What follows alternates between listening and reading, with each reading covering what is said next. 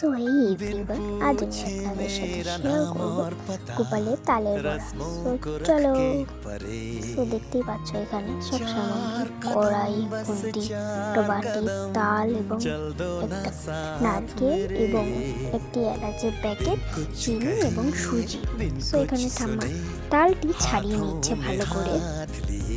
তারপর আমি ভাবলাম যতক্ষণে ঠাম্মার তাল ছাড়াচ্ছে আমি ততক্ষণে নারকেলটাই কুড়িয়ে নিতে পারবো। তারপর দেখতেই পাচ্ছ আমি ভালো করে কুড়িয়ে নিচ্ছি নারকেলটা, আর ঠাম্মা ওদিকে তালটা ছাড়াচ্ছে।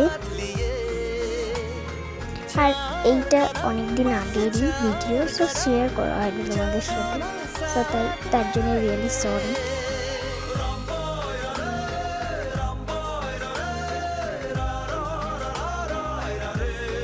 তো তারপর দেখি ঠাম্মার তাল ছাড়ানো হয়ে গেছে, আর ঠাম্মা ওদিকে তাল থেকে রস বার করছে। তো দেখতেই পাচ্ছ ভালো করে রস বার করছে। আর এই তালের 4টে আটি ছিল, আমি তো ভেবেছি ছোটো তাল হয়তো 2-3টে আটি হবে, বাট 4টে আটি। তো ওদিকে আমার নারকেল কুড়ানোটাও হয়ে গেছে। তারপর নারকেলটা আমি তালের যে রসটা বার করলো সেটা ছেঁকে নেওয়া উচিত, নইলে সেই যে আঁশটা আছে সেটা যখন ভাজবে বড়াটা খাওয়ার সময় একদম জঘন্য লাগবে, খেতে আঁশ লাগবে। সো তাই ছেঁকে নিতে হবে। সেখানে দেখতেই পাচ্ছ একটা গামছার উপরে আমরা ছেঁকে নিচ্ছি। তো এখানে দেখো ছেঁকে দিচ্ছি।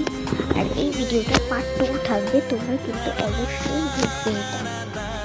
আর এই ভিডিওটা ভালো লাগলে সবাই লাইক, সাবস্ক্রাইব অ্যান্ড কমেন্ট করতে যেন না ভুলো। তোমরা এইভাবে বাড়িতে তোমাদের গোপালের জন্য, ভগবানেদের জন্য বানাতে পারবে। So by.